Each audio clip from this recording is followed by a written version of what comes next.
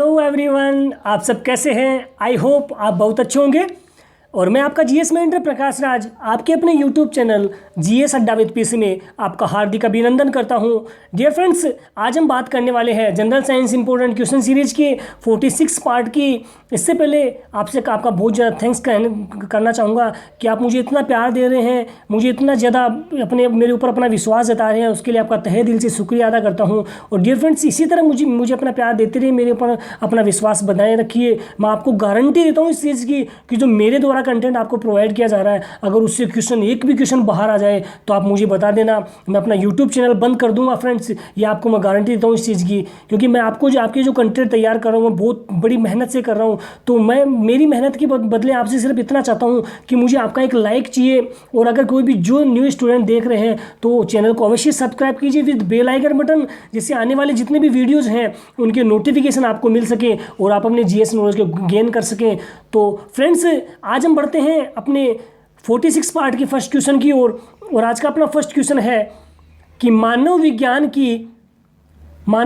की वह शाखा जिसमें आनुवांशिकी अभियांत्रिकी के द्वारा मानव प्रजाति में सुधार लाया जाता है, किस नाम से जानी जाती है।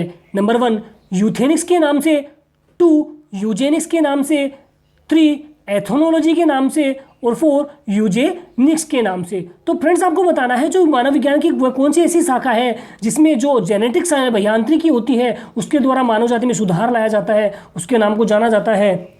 तो फ्रेंड्स, इसका राइट आंसर होगा ऑप्शन 2 यूजेनिक्स के नाम से उसको जानते हैं। ओके फ्रेंड, तो इसका राइट आंसर ऑप्शन 2 यूजेनिक्स के, यानी कि यूजेनिक्स विज्ञान की वह शाखा होती है जिसके अंतर्गत जो मानव आनुवांशिक अभियांत्रिकी है उसके द्वारा मानव जाति में सुधार लाया जाता है। ओके फ्रेंड, बढ़ते हैं नेक्स्ट क्वेश्चन की ओर।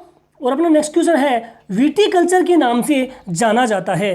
इसके पहले अपन जान लेते हैं जो इसके एक और है, जैसे यूफेनिक्स होता है। तो यूफेनिक्स विज्ञान की वह शाखा होती है जिसमें आनुवांशिकी इंजीनियरिंग द्वारा जो संतोष आनुवांशिकी का उपचार किया जाता है। ओके, अब बात करते हैं विटीकल्चर जाना जाता है नंबर 1 संतरे के उत्पादन से, 2 अंगूर के उत्पादन से, 3 सेब के उत्पादन से और 4 केसर के उत्पादन से। तो आपको बताना है जो विटीकल्चर क्या है। तो फ्रेंड्स, का राइट आंसर होगा ऑप्शन 2 विटीकल्चर अंगूर के उत्पादन से संबंधित है, यानी कि अंगूर के उत्पादन से संबंधित क्या है, विटीकल्चर होता है। ओके फ्रेंड, बढ़ते हैं नेक्स्ट क्वेश्चन। और अपना नेक्स्ट क्वेश्चन है एक मकान में 2 बल्बों में से एक दूसरे से अधिक रोशनी देता है, तो दोनों में से किस बल्ब में उच्चतर अवरोधक है। आपको बताना है जो कोई भी एक मकान है, उस मकान के अंदर 2 बल्ब लगे हुए हैं, उन बल्बों में से अगर एक दूसरे से अत्यधिक रोशनी देता है तो उनमें ऐसा कौन सा बल्ब है जिसका अवरोधक वो क्या होता है, उच्चतर होता है। ओके फ्रेंड, नंबर 1 है मंद रोशनी वाले बल्ब में, 2 अधिक रोशनी वाले बल्ब में, 3 दोनों बल्बों में अवरोधक समतुल्य है और 4 रोशनी की तीव्रता अवरोधक पर निर्भर नहीं होती है। तो फ्रेंड्स, का राइट आंसर होगा ऑप्शन 1 मंद रोशनी वाले बल्ब में, यानी कि जो मंद रोशनी वाला बल्ब होगा उसकी रोशनी क्या होगी, अत्यधिक होगी। ओके फ्रेंड, बढ़ते हैं नेक्स्ट क्वेश्चन। और अपना नेक्स्ट क्वेश्चन है माइक्रोवेव ओवन में जिस माइक्रोवेव ट्यूब का उपयोग किया जाता है वह है नंबर 1 क्लिस्ट्रॉन एवं magnetron tube, 2 klystron tube, 3 magnetron tube और 4 ट्रेवलिंग वेव ट्यूब। तो आपको बताना है जो माइक्रोवेव ओवन में जो माइक्रोवेव ट्यूब लगी होती है वो किसकी बनी होती है या क्या होती है। तो फ्रेंड्स, का राइट आंसर होगा ऑप्शन 3 मैग्नेट्रॉन ट्यूब होती है। जो मैग्नेट्रॉन के जो चुंबक की भांति कार्य करती है ये ट्यूब होती है, जिसकी वजह से अपन कोई भी अगर भोजन अगर माइक्रोवेव ओवन के अंदर रखते हैं तो वो जल्दी गर्म हो जाता है, काफ़ी समय तक गर्म बना रहता है। ओके फ्रेंड, बढ़ते हैं नेक्स्ट क्वेश्चन। और अपना नेक्स्ट क्वेश्चन है यीस्ट और मशरूम क्या है। नंबर 1 एल्गी या शैवाल, 2 नग्नबीजी जिम्नोस्पर्म, 3 फफूंदी फंगी और 4 गांठेदार जड़े ट्यूबरस रूट्स। तो आपको बताना है जो यीस्ट और मशरूम होता है वो क्या चीज़ होती है। तो फ्रेंड्स, इसका राइट आंसर होगा ऑप्शन 3 फफूंदी, जिसको अपन ये फंगाई के नाम से या कि फंजाई या फंगी के नाम से जानते हैं। ओके फ्रेंड, तो यीस्ट और मशरूम होती है वो क्या है, फंगी होती है, फफूंदी होती है। ओके फ्रेंड, बढ़ते हैं नेक्स्ट क्वेश्चन। और अपना नेक्स्ट क्वेश्चन है निम्न में से कौन सा कवक सबसे जहरीला होता है। नंबर 1 एगेरिस बिस्पोरस, 2 एगेरिस कैम्पेस्टिस, 3 एमिनिटा फ्लोइडिस और 4 पोडेक्सोन पोडेक्सिस। तो आपको बताने में सर कौन सा ऐसा कवक है, कौन सा ऐसा कवक जो सबसे अधिक जहरीला होता है? तो फ्रेंड्स इसका राइट आंसर होगा ऑप्शन 3 एमेनिटा फेलोइडिस। जो एमेनिटा फेलोइडिस होता है वो सबसे ज़्यादा जहरीला कवक होता है। ओके फ्रेंड, बढ़ते हैं नेक्स्ट क्वेश्चन। और नेक्स्ट क्वेश्चन है कोलेस्ट्रोल क्या होता है? नंबर 1 पर्णहरित का एक प्रकार, 2 क्लोरोफॉर्म का एक यौगिक, 3 जंतु वसा में उपस्थित वसीय अल्कोहल, और 4 क्रोमियम लवण होता है। तो आपको बताना है जो कोलेस्ट्रोल होता है वो किसका रूप होता है। तो फ्रेंड्स इसके राइट आंसर को जाने तो इसका राइट आंसर होगा ऑप्शन 3 जंतु वसा में उपस्थित जो वसीय अल्कोहल होते हैं वो क्या कहलाते हैं? कोलेस्ट्रोल कहलाते हैं। यानी कि जंतु के अंदर जो वसा होती है, वसा के अंदर जो वसीय अल्कोहल होता है, जो फैटी एसिड अल्कोहल होता है, उसको क्या कहा जाता है? कोलेस्ट्रोल कहा जाता है। ओके फ्रेंड, बढ़ते हैं नेक्स्ट क्वेश्चन। नेक्स्ट क्वेश्चन है आयोडीन किससे प्राप्त किया जाता है? नंबर 1 लेमिनेरिया से, 2 पोलीसाइफोनिया से, 3 कारा से, और 4 स्पाइरोगाइरा से। तो फ्रेंड्स इसका राइट आंसर को जाने की जो आयोडीन होती है वो किससे, जो एक टिंचर यौगिक होता है, तो ये किससे प्राप्त किया जाता है? तो फ्रेंड्स का राइट आंसर होगा ऑप्शन 1 लेमिनेरिया से। यानी कि लेमिनेरिया से किसको प्राप्त किया जाता है? आयोडीन को प्राप्त किया जाता है। ओके फ्रेंड, बढ़ते हैं नेक्स्ट क्वेश्चन। और अपना नेक्स्ट क्वेश्चन है कि निम्न को सुमेलित कीजिए। तो आपको बताना है इनमें से सही क्या है। नंबर 1 मायोग्लोबिन विकिरण चिकित्सा, 2 सर्पगंधा ऑक्सीजन, 3 कुक्कुट रोग प्रशीतक, और डी रुधिर वर्णिका, इसको हीमोग्लोबिन होता है पेशी कोशिका। तो आपको इनको मिलान करके बताना है कि जो पहला ऑप्शन मायोग्लोबिन किससे रिलेटेड है, सर्पगंधा किससे रिलेटेड है, कुक्कुट रोग किससे है, और रुधिर वर्णिका किससे रिलेटेड है। तो फ्रेंड्स का राइट आंसर को जाने का राइट आंसर होगा ऑप्शन 3 सर्प मायोग्लोबिन होता है वो होती है एक पेशी कोशिका होती है। जो मायोग्लोबिन होता है वो कहते हैं कि पेशी कोशिका कार्य करती है। सर्पगंधा की बात करें, सर्पगंधा एक औषधीय पादप होता है और इसका उपयोग अपन प्रशीतक के रूप में करते हैं, यानी कि एक उपचार में, यानी कि औषधि के रूप में, एक प्रशीतक के रूप में इसका उपचार किया जाता है। बात करें कुक्कुट रोग की, तो जो कुक्कुट रोग होता है उसका उपचार के लिए विकिरण चिकित्सा का उपयोग करते हैं। और रुधिर वर्णिका जिसको हीमोग्लोबिन होता है जो ऑक्सीजन का परिवहन करता है। तो आई होप सो फ्रेंड आप समझ पाए होंगे। तो इसका राइट आंसर होगा ऑप्शन 3 4 3 1 2। ओके फ्रेंड, बढ़ते हैं नेक्स्ट क्वेश्चन। और अपना नेक्स्ट क्वेश्चन है जुगनू किस परिघटना के कारण शीत प्रकाश देता है? नंबर 1 प्रदीप्ति के कारण, 2 स्फुरदीप्ति के कारण, 3 रासायनिक संदीप्ति के कारण, और 4 बुदबुदन के कारण। तो आपको बताना है जो जुगनू होता है वो किस परिघटना के कारण शीत प्रकाश देता है। तो फ्रेंड्स का राइट आंसर होगा ऑप्शन 3 रासायनिक संदीप्ति के कारण। जो रासायनिक संदीप्ति होती है वो क्या होती है? तो फ्रेंड्स जो रासायनिक संदीप्ति होती है वो उसमें ऐसा होता है कि जब उसकी रासायनिक क्रिया के दौरान उसके आसपास में जो भी जितनी उसमें उत्पत्ति होगी उसमें जो ठंडे इसको रासायनिक उत्पत्ति ठंडा प्रकाश रासायनिक भी कहते हैं। ओके फ्रेंड, और इसके अंदर क्या होता है कि जब भी रासायनिक क्रिया होती है तो उसमें ऊष्मा के साथ साथ क्या निकलते हैं? दीप्ति बाहर निकलती है, यानी कि प्रकाश के रूप में बाहर ऊष्मा बाहर निकलती है जब भी इसमें रासायनिक क्रिया होती है। ओके फ्रेंड, जैसे अपन बात करें जैसे अवर्त विकिरणें होती हैं, अल्ट्रावायलेट रेज होती हैं, ये सारी किसके अंदर होती है? रासायनिक संदीप्ति की कारण ही होती है। और इसके अंदर ये ऐसी क्रिया है जो रासायनिक संदीप्ति होती है, ऐसी क्रिया होती है जिसके अंदर ऑक्सीडेशन ये होते हैं, ऑक्सीडेशन रिएक्शन के अंदर सबसे ज़्यादा देखने को मिलती है। ओके फ्रेंड, बढ़ते हैं नेक्स्ट क्वेश्चन। और अपना नेक्स्ट क्वेश्चन है बर्फ शुद्ध जल से हल्की है और सतह पर तैरती है, कौन सा एक कथन इस परिघटना की सही व्याख्या करता है? नंबर 1 बर्फ की संरचना जल की संरचना के समान है, 2 बर्फ की एक अव्यवस्थित त्रिविमीय संरचना है, 3 बर्फ में हाइड्रोजन आबंध अंतराली छिद्रों के साथ खुले रूप की संरचना देता है, और 4 जल में हाइड्रोजन आबंधन नहीं है। तो आपको बताना है जो जल शुद्ध बर्फ होती है वो शुद्ध जल से हल्की है और समय पर सतह पर तैरती है, तो इसके लिए कौन सा कथन सही इसकी व्याख्या करता है? तो फ्रेंड्स का राइट आंसर होगा ऑप्शन 3 बर्फ में हाइड्रोजन आबंध अंतराली छिद्रों के साथ खुले रूप की संरचना देता है। यानी कि जो बर्फ के अंदर जो H2 आबंध होता है, H2 बॉन्ड होते हैं, वो क्या करते हैं? उसके अंतराली छिद्रों के रूप में खुली संरचना के रूप में कार्य करते हैं, खुली संरचना प्रदान करते हैं। और उसी वजह से जो बर्फ होती है जो वो शुद्ध जल की से हल्की होती है और उसकी सतह पर हमेशा आसानी से तैरती रहती है। आई होप सो फ्रेंड आप समझ पाए होंगे। बढ़ते हैं नेक्स्ट क्वेश्चन की ओर। और नेक्स्ट क्वेश्चन है कुछ नहीं में से कुछ का सृजन किस नियम के विरुद्ध है? एक बार फिर से रिपीट कर रहा हूं, कुछ नहीं में से कुछ का सृजन किस नियम के विरुद्ध है? नंबर 1 नियत अनुपात, 2 द्रव्यमान ऊर्जा संरक्षण का नियम, 3 गुणित अनुपात का नियम और 4 संवेग संरक्षण का नियम।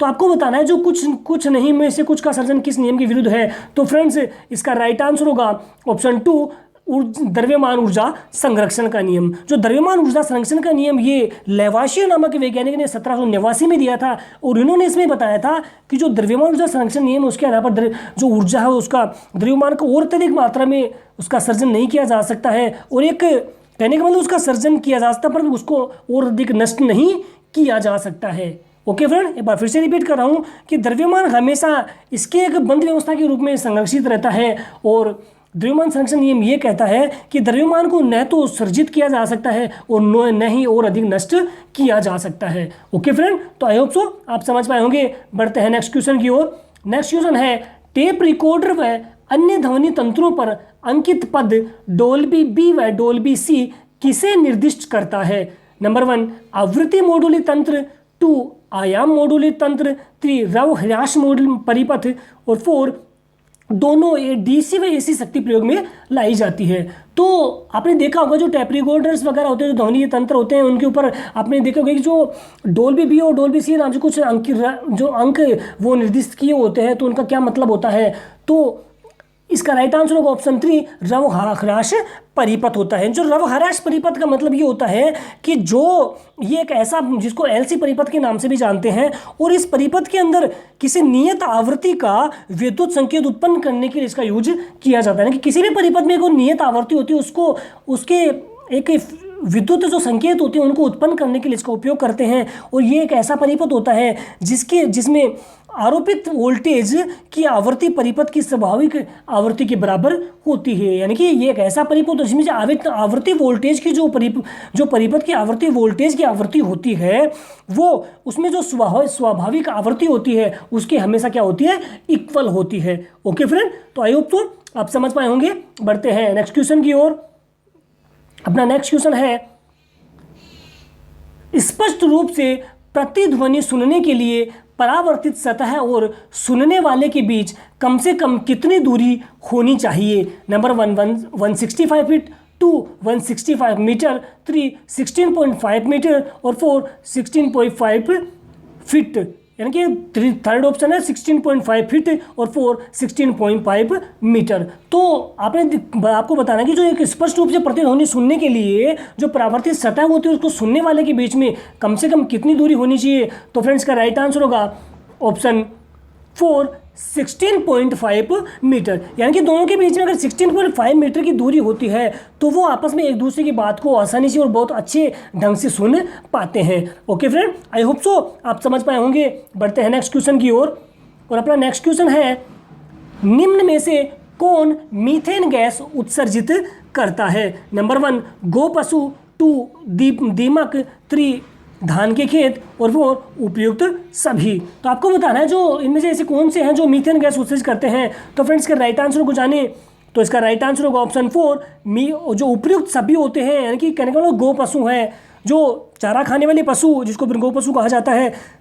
इसके अलावा दीमक है या धान के खेत है, वो सारे के इसके एग्जाम्पल होते हैं जो मीथेन गैस को उत्सर्जित करते हैं। आपने देखा होगा जो चारा खाने वाले पशु होते हैं वो एक साथ में जल्दी खूब सारा चारा खा लेते हैं और फिर बाद में आराम से बैठे बैठे उसको बाहर निकाल कर अपने मुंह में निकाल कर उसको चबाते रहते हैं। इनमें एक रूमेन सिस्टम पाया जाता है और उन रूमेन सिस्टम में सेलुलोज की अत्यधिक मात्रा को अपन इकट्ठा कर लेते हैं और उसकी वजह से ये उसको बार बार निकाल के चबाते रहते हैं। तो उसमें विशेष प्रकार की गंध होती है, वो गंध मीथेन गंध होती है। ओके, मीथेन गैस की गंध होती है। इस तरह दीमक और धान के खेतों में भी आपने देखा होगा जो दीमक होती है जिसको अपन दीमक जो लकड़ी को खाती है उसको दीमक कहते हैं, या और जो धान के खेत जो चावलों खेत होते हैं उनमें भी मीथेन गैस निकलती है। दीमक होता है तो दीमक को आइसोप्टेरा के नाम से जाना जाता है। और चावल का बोटनी के लिए आप सभी को पता ही है कि ओराइजा सैटाइवा होता है।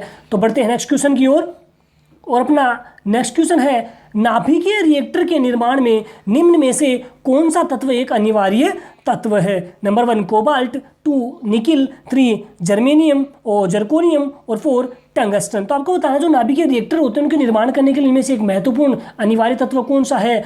तो फ्रेंड्स का राइट आंसर होगा ऑप्शन 3 जर्कोनियम होता है। यानी कि जर्कोनियम एक ऐसा तत्व होता है जो नाभिक के रिएक्टर में एक महत्वपूर्ण रोल अदा करता है, एक अनिवार्य तत्व के रूप में यूज किया जाता है। ओके फ्रेंड, बढ़ते हैं नेक्स्ट क्वेश्चन। और अपना नेक्स्ट क्वेश्चन है कि ओटो हॉर्न ने अणु बम की खोज किस सिद्धांत के आधार पर की? नंबर 1 यूरेनियम का विखंडन, 2 नाभिकीय विखंडन, 3 अल्फा विकिरण और 4 गामा विकिरण। तो आपको बताना है जो ओटो हॉर्न ने जो अणु बम की खोज की थी वो किस सिद्धांत के आधार पर की थी? तो फ्रेंड्स इसका राइट आंसर होगा ऑप्शन 2 नाभिकीय विखंडन के आधार पर। यानी कि नाभिकीय विखंडन के कहने का मतलब जो नाभिकों का छोटे इस कदर छोटे छोटे टुकड़ों में टूट जाता है और टूटकर एक बड़ा जो यौगिक बनाता है वो क्या था? नाभिकीय विखंडन का रूप होता है। यानी कि नाभिक का छोटे छोटे टुकड़ों में टूट जाना ही क्या था? नाभिकीय विखंडन होता है। ओके फ्रेंड, बढ़ते हैं नेक्स्ट क्वेश्चन की ओर। और अपना नेक्स्ट क्वेश्चन है तीसरे व चौथे समूह के ऑक्साइड का सामान्य गुणधर्म क्या होता है? नंबर 1 अम्लीय व क्षारीय, 2 अम्लीय, 3 क्षारीय और 4 उदासीन होता है। तो आपको बताना है जो हम तीसरे व चौथे समूह के जो ऑक्साइड होते हैं उनके गुणधर्म क्या है? तो फ्रेंड्स का राइट आंसर होगा ऑप्शन 1 अम्लीय व क्षारीय प्रकृति के होते हैं। ओके फ्रेंड, बढ़ते हैं नेक्स्ट क्वेश्चन। उत्प्रेरक क्या होते हैं? उत्प्रेरक वह पदार्थ जो केवल अग्र अभिक्रिया का वेग बढ़ाता है, 2 केवल प्रतीप अभिक्रिया का वेग बढ़ाता है, 3 अग्र व प्रतीप दोनों का वेग समान गुणक से बढ़ाता है और 4 अग्र अभिक्रिया का वेग प्रतीप अभिक्रिया के वेग की तुलना में अत्यधिक बढ़ाता है। तो फ्रेंड्स आपको इसका राइट आंसर बताना है। तो फ्रेंड्स का राइट आंसर होगा ऑप्शन 3 अग्र व प्रतीप अभिक्रिया का वेग समान गुणक से बढ़ाता है। यानी कि उत्प्रेरक वे पदार्थ होते हैं जो जितने उसमें जो अभिक्रिया होती है, जो आगे और पीछे जो दोनों अभिक्रियाएं होती हैं, उन अभिक्रियाओं को वेग को समान गुणक के रूप में उनको बढ़ाने का कार्य करते हैं। तो आई होप सो फ्रेंड आप समझ पाए होंगे। बढ़ते हैं नेक्स्ट क्वेश्चन की ओर। और अपना नेक्स्ट क्वेश्चन है निम्न को सुमेलित कीजिए। नंबर 1 मैग्नीशियम आतिशबाजी में, यूरेनियम परमाणु बम बनाने में, सिल्वर इलेक्ट्रिक बम और 4 जिंक गैल्वेनीकरण में। तो आपको इसको राइट आंसर बताना है फ्रेंड्स, एक इनमें से कौन सा सुमेलित नहीं है। तो इसका राइट आंसर होगा ऑप्शन 3 सिल्वर इलेक्ट्रिक बल्ब। यानी कि जो सिल्वर होता है उसका यूज इलेक्ट्रिक बल्ब में नहीं किया जाता है। इसके अलावा आतिशबाजी बनाने में मैग्नीशियम का यूज करते हैं, परमाणु बम बनाने में यूरेनियम का और गैल्वेनीकरण क्रिया में जिंक का उपयोग करते हैं। तो इसका राइट आंसर होगा option 3 silver electric bulb. Okay friend, तो धन्यवाद फ्रेंड्स, आज के लिए इतना ही। तो दोस्तों कैसा लगा आपको ये वीडियो? क्या वाकई में आपको लगता है वीडियो आप किसी फैमिली मेम्बर या आपके किसी भी फ्रेंड्स की जो कंपटीशन एग्जाम की प्रिपरेशन कर रहे हैं उनके लिए बहुत ही ज़्यादा हेल्पफुल साबित हो सकता है? तो फ्रेंड्स आप इसे अपने ज़्यादा से ज़्यादा जितने भी सोशल मीडिया ग्रुप में उसको ज़्यादा से ज़्यादा शेयर कीजिए। अभी आपसे इतना सा होगा, कहीं ना कहीं आपके फ्रेंड्स को अच्छा लगेगा, वो आपको थैंक्स कहेगा और मेरा भी एक जो छोटा सा मैसेज है वो उन तक पहुँच पाएगा। तो फ्रेंड्स आप अगर अभी कोई भी किसी भी क्वेश्चन के प्रति कोई भी क्वेरी रहती है तो आप मुझे कमेंट बॉक्स में मैसेज पिन कर सकते हैं या मेरे व्हाट्सअप नंबर डिस्क्रिप्शन बॉक्स में दिए गए वहाँ से आप उन पे व्हाट्सअप नंबर पे मैसेज कर सकते हैं। साथ में इस वीडियो की PDF यानी कि अब तक की जितनी वीडियो उन सबकी PDF आपको डिस्क्रिप्शन बॉक्स में मिल जाएगी, वहाँ से आप डाउनलोड कर सकते हैं। और इनकी सारी वीडियो देखने के लिए आप मैंने अलग से प्लेलिस्ट बना रखी है, वहाँ पर जाकर देख सकते हैं। तो फ्रेंड्स तो आज के लिए इतना ही। जाते जाते आपसे इतना कहूँगा कि फ्रेंड्स जितने भी न्यू स्टूडेंट हैं वो चैनल को विद बेल आइकन बटन अच्छे से सब्सक्राइब कीजिए और अगर कंटेंट अच्छा लगता है तो वीडियो को जाते जाते लाइक ज़रूर करना। इससे मुझे बहुत ही अच्छा लगेगा, मुझे मेरा मोटिवेशन बहुत ज़्यादा बिल्ड होगा और मैं आपके लिए और अच्छे से ऐसा कंटेंट लाने की कोशिश करता रहूँगा। तो धन्यवाद फ्रेंड्स, आज के लिए इतना ही। मिलते हैं नेक्स्ट वीडियो में। तो जय हिंद, जय भारत।